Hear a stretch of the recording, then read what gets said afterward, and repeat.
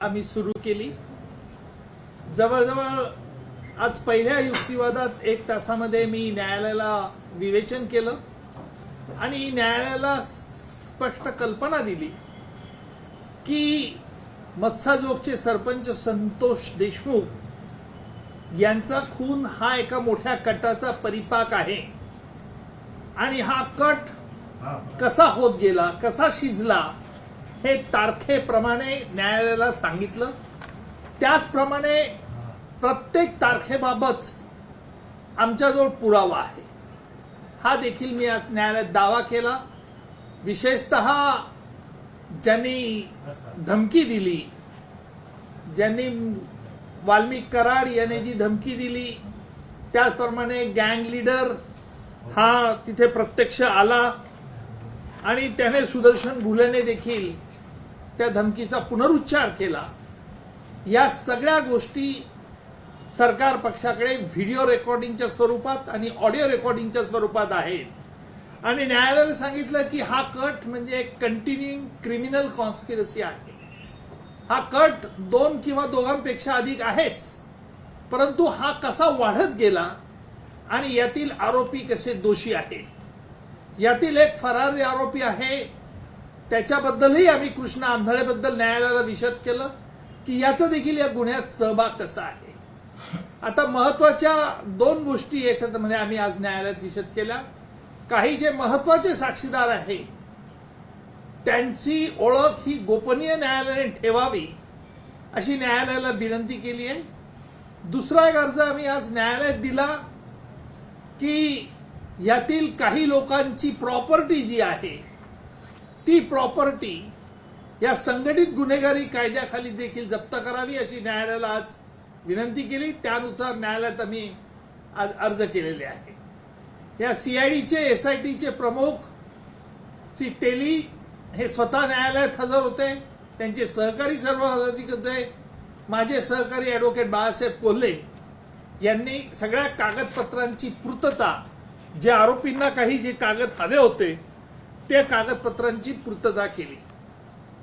आमच्याकडे असलेल्या उपलब्ध पुराव्यानुसार ही घटना 8 ऑक्टोबर 2024 पासून तर शेवटी म्हणजे ज्या वेळेला 9 जानेवारीला यांचा मत्साजोगचे सरपंच 9 डिसेंबर 2024 ला यांचा ज्या वेळेला निघून खून झाला त्यापर्यंत या घटनाची मालिका ही आम्ही न्यायालयात विशद केली आणि तसंच न्यायालयाला स्पष्ट केलं की प्रत्येक घटनेच्या तारखेविषयी आमचा जो पुरावा आहे, यातील संघटित गुन्हेगारी ही कशी फोफावली गेली आणि यातला म्होरक्या जो गँग लीडर सुदर्शन गुले आहे हा मुख्य आरोपी जो वाल्मिक कराड याच्या म्हणण्यानुसार कसा वागत होता हे देखील आज न्यायालयात आम्ही स्पष्ट केलेलं आहे।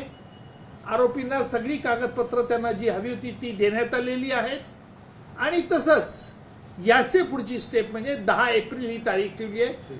10 एप्रिलला आरोपी तर्फे आम्ही कोर्टाला एक चार्ज देऊ की न्यायालयाने यांच्याविरुद्ध कोणकोणते गुन्हे हे करावेत, चार्ज फ्रेम करावा अशा तऱ्हेचा आम्ही विनंती अर्ज देखील 10 एप्रिलला कोर्टात देणार आहोत।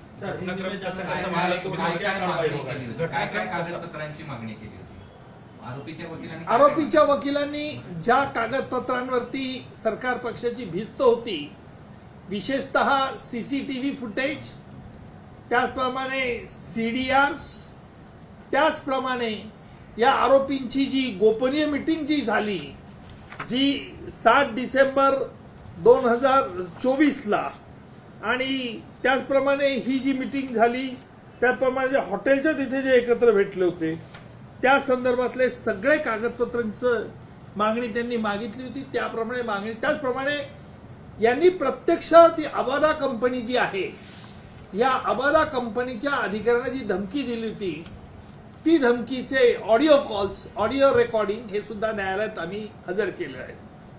अबादा कंपनी ही मत्साजोग पासून साधारणतः 1.5 किलोमीटर अंतरावरती आहे आणि या कंपनीने जवळजवळ 30 एकर ही मत्साजोग मधील जमीन संपादित केलेली आहे। त्यांनी तिथे स्टोअर यार्ड म्हणून ते वापरत होते आणि त्या बदल्यात ही आबादा एनर्जी प्रायव्हेट कंपनी जी आहे ही त्या शेतकऱ्यांच्या ज्यांच्या जमिनी त्यांनी ताब्यात घेतल्या कराराने त्यांच्या प्रत्येक मुलाला तिथे नोकरी देणार होते आणि महिना 50,000 वर्षाला 50,000 रुपये द्यायचं कबूल केलं तर त्यानुसार ते देत होते. त्यामुळे जी 6 डिसेंबरला जी अहमदाबादची कंपनी बंद करावी म्हणून सुदर्शन घुले हा त्याच्या मित्रांना गँगच्या लोकांना घेऊन आला. त्याला या ग्रामस्थांनी विरोध केला. कारण असं आहे की त्यावेळेला ही देखील संतोष देशमुखांना मत्स्यजोशी सरपंच देशमुखांना ही बातमी फोनने कळवण्यात आली होती आणि म्हणून मत्स्यजोशी सरपंच त्या क्षणी तिथे गेले आणि त्यांनी या आरोपींना विनंती केली. आरोपींना पोलिसांनी त्यावेळेला 3 आरोपींना पोलिसांनी अटक देखील केली होती आणि मग त्याच्यानंतर घडलेलं सगळं हकीकत आपल्या समोर आहे. आरोपी व्हिडिओ कॉन्फरन्सिंगद्वारे होते, त्यांच्या म्हणण्याबाबत आज काही कार्य धरलं जातं नाही. आज आरोपींच्या वकिलांनी आम्हाला कागदपत्र द्या, तुम्ही खटला सुरू करू नका, कारण आम्हाला कागदपत्र दिल्याशिवाय तुम्हाला खटला सुरू करता येत नाही अशी त्यांनी विनंती केली होती. न्यायालयात मी जो नवीन भारतीय नागरिक संरक्षण संहिता याच्यातील कलम 249 न्यायालयाला वाचून दाखवलं. ज्या क्षणी हा खटला न्यायालय सत्र न्यायालयात येतो व ज्या क्षणी आरोपींना न्यायालयासमोर हजर करण्यात येतं तेव्हा सरकारी वकिलाने सरकारची काय केस आहे हे न्यायालयाला सांगितलं पाहिजे, जेणेकरून न्यायालयाला त्याचा आम्ही सांगतो त्या घटनेचा अभ्यास करता येईल आणि त्याप्रमाणे ज्याला इंग्रजीमध्ये म्हणतात opening of the case of the prosecution, त्याप्रमाणे आज न्यायालयामध्ये आम्ही संतोष देशमुख यांच्या खटल्याची सुरुवात आजपासून आम्ही सुरू केलेली आहे. संपूर्ण खटला जो आहे तो तुम्ही वाचलेला आहे, सगळे पुरावे सुद्धा तुम्ही यातले बघितलेले असतीलच. कशा पद्धतीचे पुरावे आहेत आणि उद्या कोर्टामध्ये सिद्धता कशी होऊ शकते? नाही, या खटल्यामध्ये हा खटला परिस्थितीजन्य पुराव्यावरती देखील आधारित आहे. काही ठिकाणी ज्या असं आहे की ह्या घटना घडलेल्या आहेत या सिरियली क्रोनॉलॉजिकली घटना घडलेल्या आहेत. प्रत्येक घटनेला प्रत्यक्ष पुरावा नसला तरी आमच्याजवळ काही कागदोपत्री पुरावा आहे, सायंटिफिक पुरावा आहेत. कारण असं आहे की 9 डिसेंबर 2024 संतोष देशमुख यांना किडनॅप अबडक्ट केलं, जिथून पळून घेऊन गेले, त्या संदर्भातल्या फिर्यादीने वर्णन केलेलं आहे. आणि तसंच एकदा कायद्याने एकदा एक बाब साबित केली की पुढचं वर्णन आरोपीवरती देखील असतं. म्हणून हा खटला प्रामुख्याने 2 गोष्टीवरती अवलंबून आहे: प्रत्यक्षदर्शी साक्षीदार आणि परिस्थितीजन्य पुरावा. मनुष्य खोटं बोलू शकतो परंतु परिस्थितीजन्य पुरावा हा कधी खोटं बोलत नाही.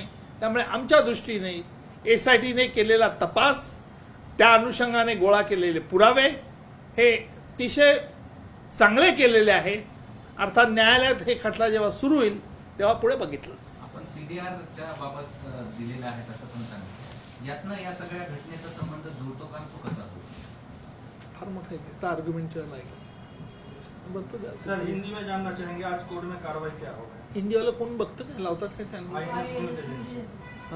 INS आज तुम्ही कोर्टामध्ये जो काही घटनाक्रम वगैरे जसा म्हणता तसं थोडक्यात सांगितलं तर ते लोकांना ऐकणाऱ्यांना ती घटनाक्रम अरे एवढं ऐकणार आहे का चॅनलवाले? इंटरेस्टेड क्युरियोसिटीवाली ऐकतात जी युट्यूबला टाकतात, त्याच्यामुळे तुम्ही ती घटनाक्रम सांगा. ऐकतात काय झाले नेमकं ऐकतात लोक. ठीक आहे. आज पहिली घटना जी आम्ही सांगितली ती न्यायालयामध्ये जवळजवळ 8 ऑक्टोबर 2024 पासून सुरू झालं.